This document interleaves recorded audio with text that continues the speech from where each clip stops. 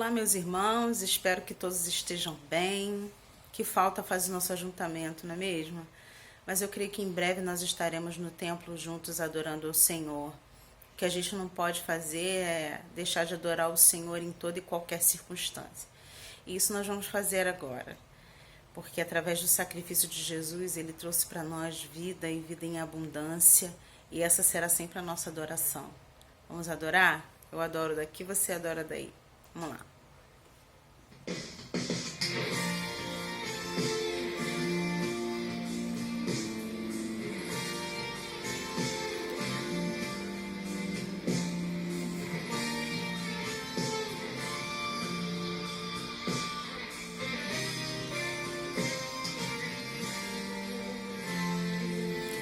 Antes da cruz estava condenado, eu carregava o peso do pecado, até que Deus me concedeu a chance de ser regenerado.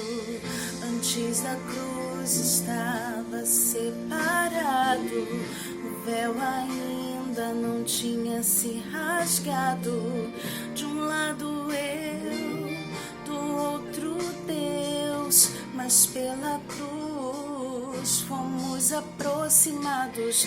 Depois da cruz do Salvador, mudou a história de um pecador que era eu, longe de Deus, mas pela graça salvação concedeu. Depois da cruz do Salvador, os sonhos mortos de um sonhador que era eu, longe de Deus, mas pelo seu favor teus sonhos reviveu.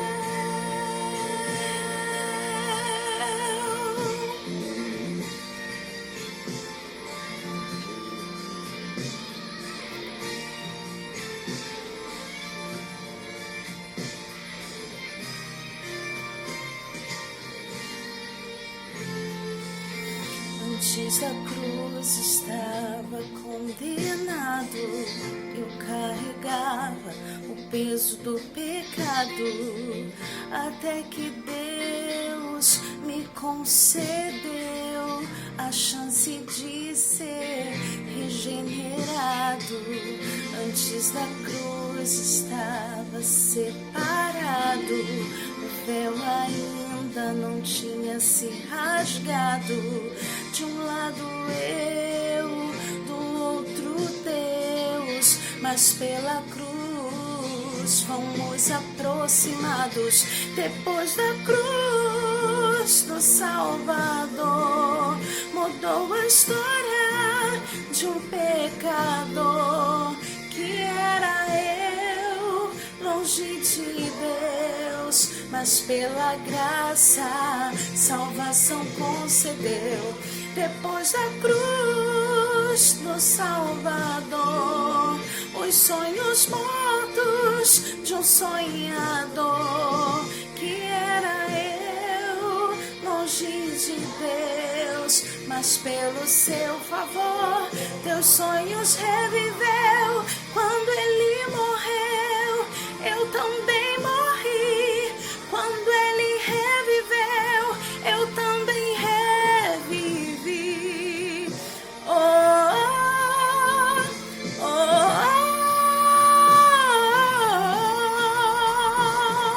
oh. Quando ele venceu, eu também venci. Ele subiu aos céus, eu também vou subir. Eu vou subir.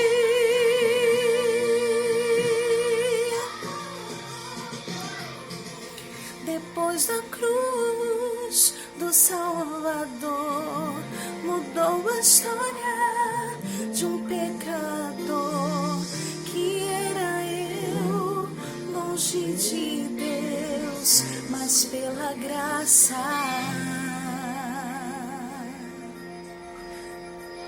salvação concedeu.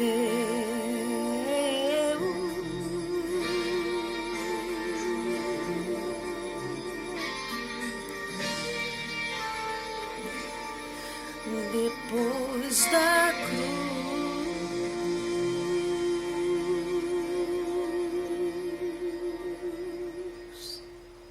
Deus te abençoe. Paz, bênção, irmãos, bom dia. Filipenses capítulo 3, 13 a 15. Irmãos, não penso que eu mesmo já o tenha conquistado, mas tomo a seguinte atitude: esquecendo-me das coisas que para trás ficam e avançando para as que estão adiante de mim, apresso-me em direção ao alvo, a fim de ganhar o prêmio da convocação celestial de Deus em Cristo Jesus. Por isso, todos nós que alcançamos a maturidade espiritual devemos pensar dessa mesma maneira. Porém, se em algum aspecto pensar de forma diferente, também quanto a isso, Deus vos esclarecerá. Amém. Quando Paulo, nessa carta, está falando de prosseguir para o alvo, logicamente ele está pensando na trajetória dele, desde o momento da sua conversão até este momento, quando ele escreve de Roma, numa prisão domiciliar, para os seus irmãos que estão na cidade de Filipos, na igreja dos filipenses. E o apóstolo Paulo carrega essa carta de lembranças boas acerca desses irmãos por causa do envolvimento que eles estavam tendo na obra da pregação do Evangelho, do ensino da Palavra de Deus, inclusive apoiando o apóstolo Paulo nessa jornada, nessa caminhada, na sua vocação como apóstolo, como pregador do Evangelho. Então essa carta é uma carta carregada de afetos, embora Paulo estivesse preso, é uma carta carregada de afetos. Paulo faz questão de agradecer a empatia daqueles irmãos com a sua vida, ou seja, o encorajamento que ele recebe, o apoio, os donativos que ele recebe, as orações.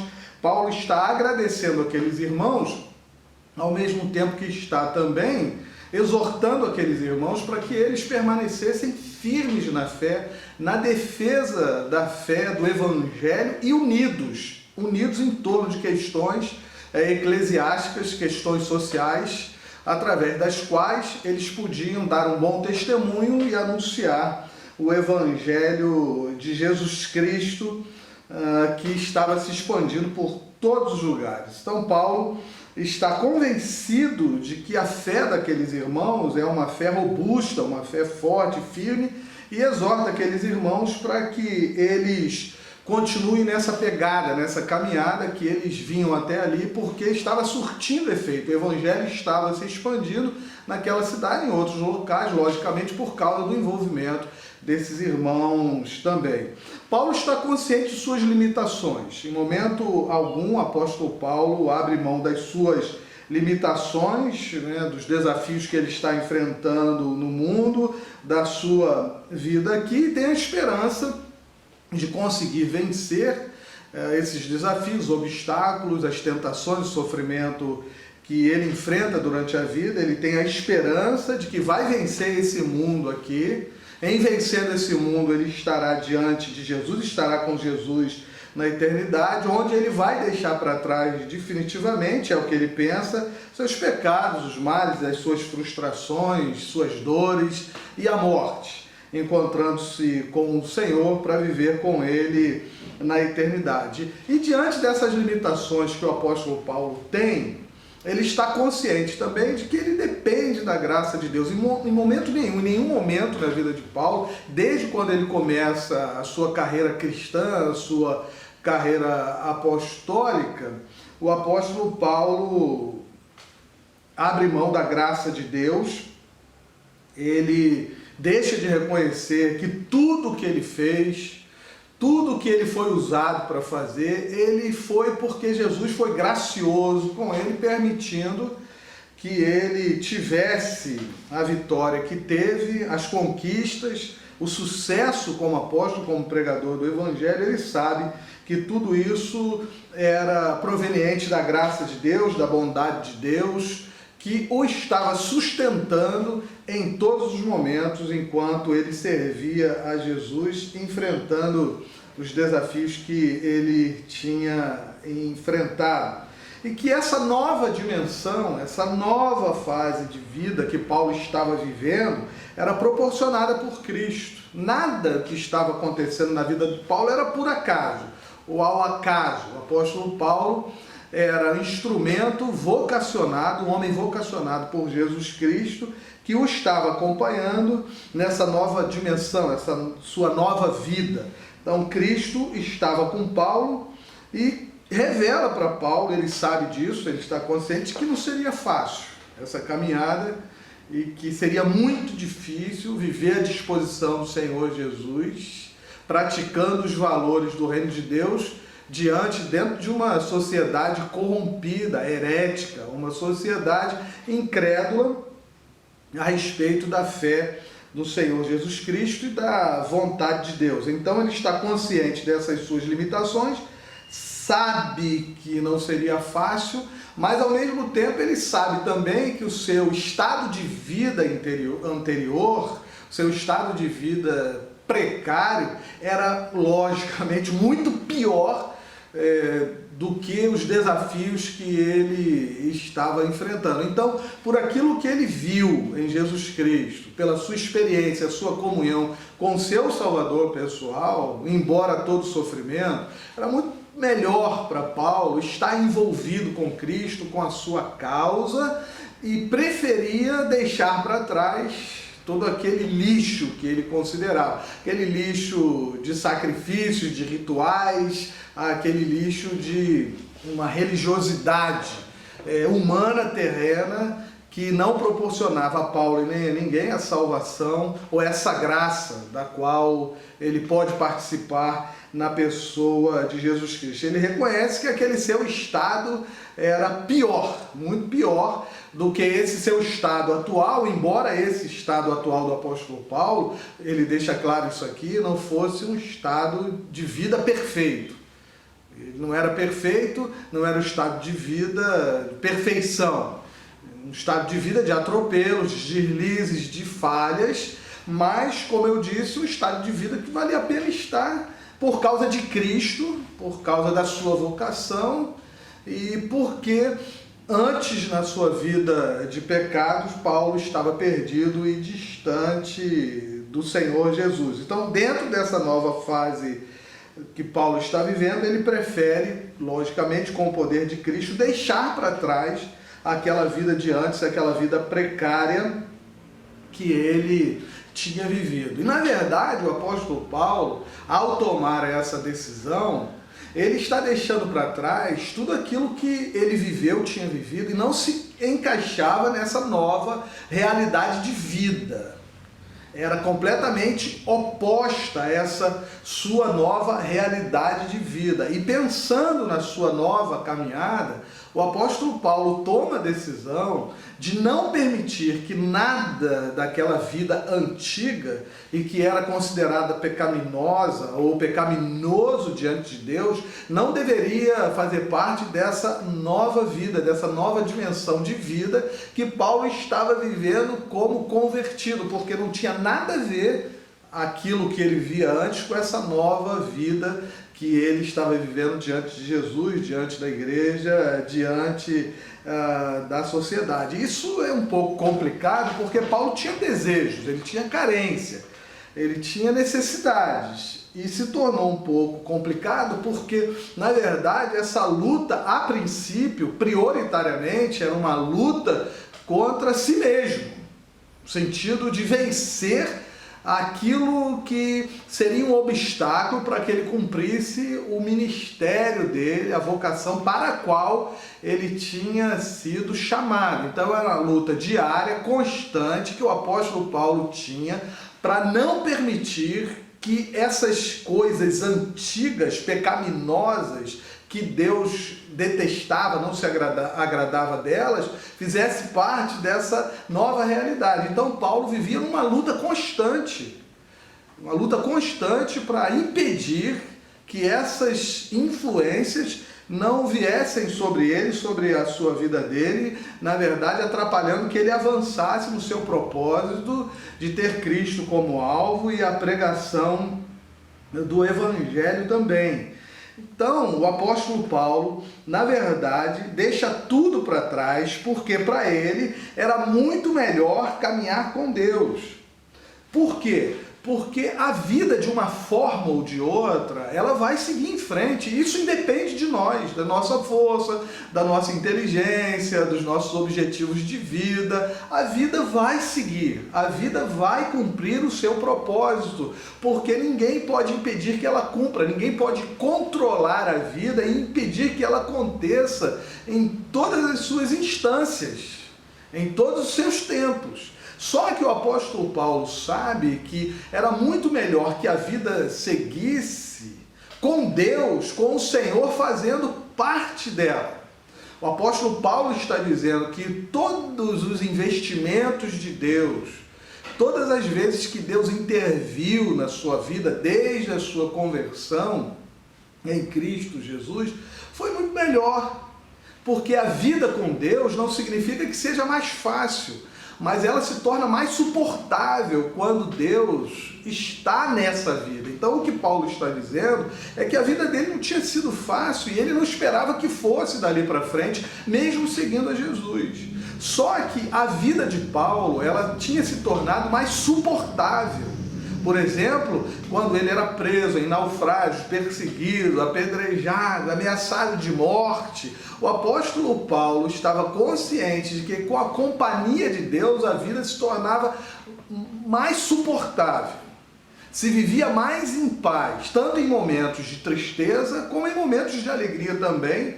O apóstolo Paulo está seguro de que a vida com Deus, que seguia em frente na companhia dele, era muito melhor, porque Deus o estava sustentando nessa nova fase de vida, nessa nova dimensão, nessa nova fase com Cristo. Deus o estava guardando, protegendo, sustentando. Então a vida, ela ficava muito mais suportável. Agora, é lógico que Paulo também não está falando só do presente. Ele olhava para o futuro, que para ele ainda era incerto, em termos de vida aqui nesse mundo, logicamente, e ele sabe que no futuro ia depender de Deus também, que ia precisar da mesma companhia de Deus que estava tendo ali no presente, e ele precisaria dessa companhia no futuro também, para que os desafios futuros, os obstáculos futuros, que a vida colocasse diante dele no futuro, fosse enfrentado, a vida fosse enfrentada com a companhia de Deus, que daria a ele a unção, o poder, a inteligência, a sabedoria, o ânimo que ele precisava ter para enfrentar o futuro também, até quando Deus decidisse levá-lo para a eternidade, para que aí sim ele estivesse diante do alvo que ele perseguiu tanto na vida, que era o seu Senhor Jesus, o seu Salvador. Então Paulo, ele só via, na verdade, a vida com sentido,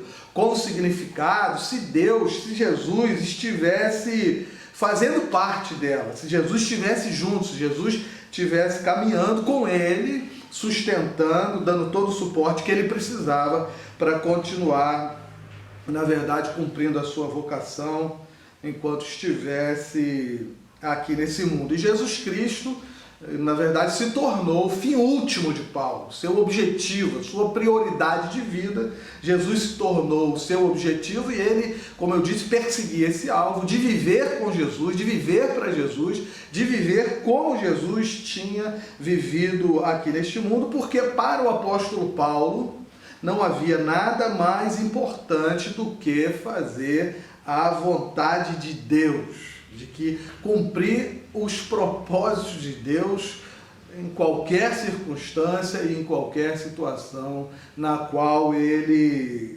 se encontrasse. Bem, ele sabia que não estava sozinho. Em se tratando dessa carta, no que diz respeito aos seus irmãos de Filipos, Paulo sabia que não estava sozinho, podia contar com eles. O que Paulo está fazendo, mesmo debaixo de toda a crítica que ele pudesse receber, era se unir a pessoas fiéis. Pessoas fiéis que estavam fazendo um movimento do bem.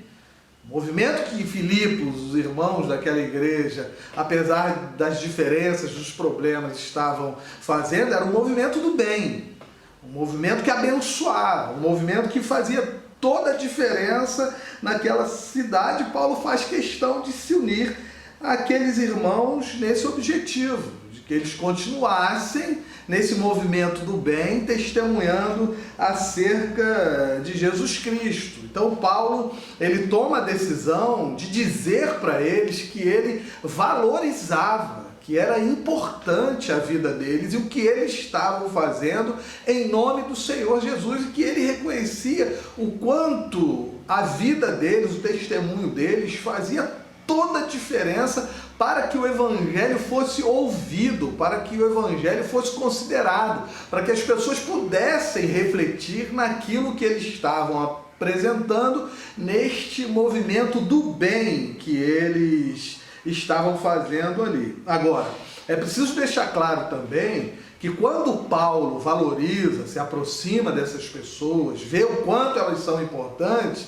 ele não está tomando a decisão de viver de forma alienada das circunstâncias, dos problemas que cercavam a vida dele, a vida da igreja, a vida da sociedade. Pelo contrário, ele está reconhecendo o quanto era necessário que ele, aquela igreja, os demais irmãos que estavam trabalhando pelo Evangelho, estivessem presentes no meio desses problemas, dessas dificuldades que o ser humano enfrentava, para que, unidos a essas pessoas, no mesmo nível que elas, como seres humanos, pudessem ali, naquele momento, mostrar para elas que é muito melhor enfrentar a vida quando se enfrenta a vida com Deus, com Jesus, quando se caminha com Jesus ao lado, que é poderoso, que é gracioso para dar ânimo, força, paz, para dar às pessoas uma visão da realidade a partir daquilo que Cristo via.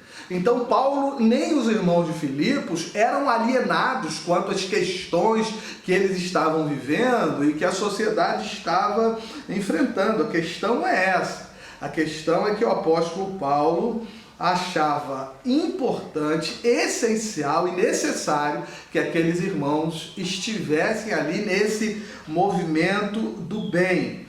Há um sociólogo que muito nos falou, nos levou à reflexão, ele se chama Zygmunt Bauman, que muito nos alertou, falou incansavelmente sobre a ideia de uma sociedade líquida.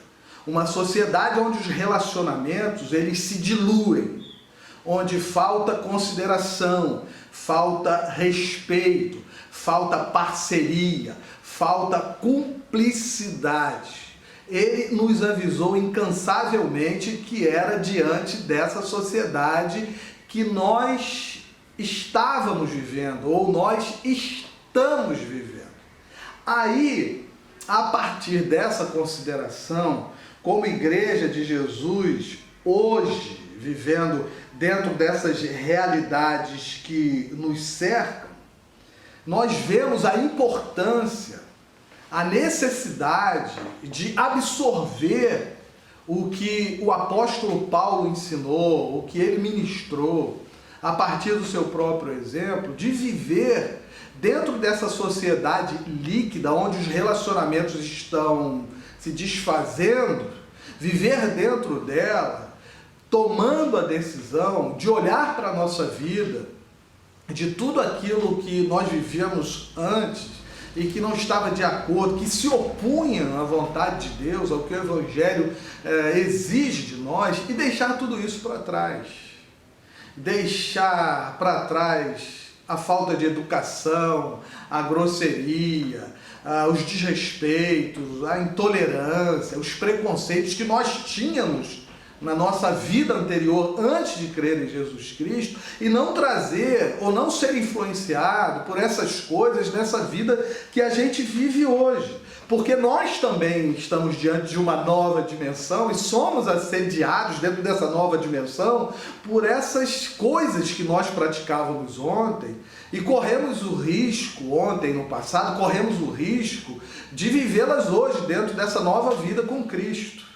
Por isso, dentro dessa sociedade onde os relacionamentos não são tão prioritários, importantes, onde as pessoas estão se desrespeitando, onde a violência, a morte estão presentes, faz-se necessário que vivamos a vocação, a nossa vocação como igreja, que nos foi dada por Cristo, pela graça, vivamos assim dentro dessa sociedade, esquecendo dessas coisas que ficaram para trás, tendo Cristo como alvo, para viver o amor, o perdão, a cumplicidade, a compaixão, dentro dessa sociedade que está diante de nós também. E logicamente nós somos limitados, nós somos seres humanos, temos as nossas carências, temos as nossas necessidades também, e como Paulo, vamos lutar contra o nosso coração, contra a nossa própria existência, os nossos próprios sentimentos, que tentam impedir que a gente viva uma vida santa, uma vida separada para Deus, como nós precisamos viver. Então a decisão que a gente toma de caminhar com Deus, na verdade de permitir que Ele venha com a sua graça, com o seu amor e nos ajude nessa caminhada, tornando a vida mais suportável para nós, não vivendo numa ilusão, como se nós fôssemos perfeitos ou como se a vida fosse perfeita. Não, Deus vem para essa caminhada para nos ajudar a entender que essa caminhada fica mais fácil, mais suportável quando Ele está presente. E ao mesmo tempo que nós olhamos para o futuro, que para nós é incerto, nós não sabemos o que nos aguarda, o que está reservado para nós no futuro, mas com a decisão de permitir que Deus nos acompanhe nessa caminhada, o futuro também será enfrentado com mais leveza, com mais esperança no coração.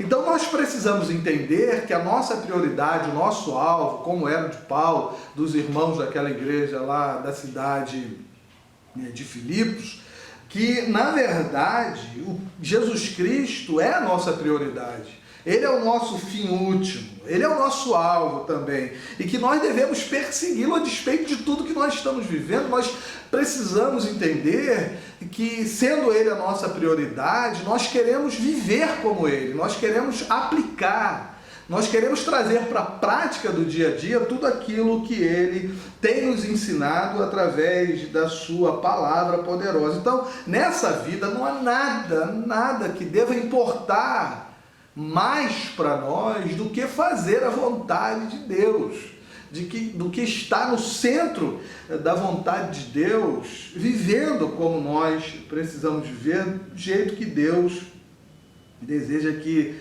a gente vive. Bem, na minha caminhada, e creio que na sua também, nós temos encontrado pessoas que têm fé, pessoas fiéis, pessoas comprometidas em fazer a vontade de Deus, em viver o evangelho verdadeiro, puro, que foi ensinado pelo Senhor Jesus. E eu tenho feito de tudo para estar perto dessas pessoas fiéis, para caminhar com elas, para ser influenciado por elas, a fim de que possa aprender com elas como se vive na dependência de Deus, como se vive na confiança em Deus, como é se abrir para que Deus venha com a graça dEle, com a vida abundante dEle, e tome o meu coração, a minha vida por completo. Eu quero estar perto dessas pessoas como eu sempre quis estar, por conta desse movimento do bem que elas fazem a respeito da igreja, da minha vida, da sociedade,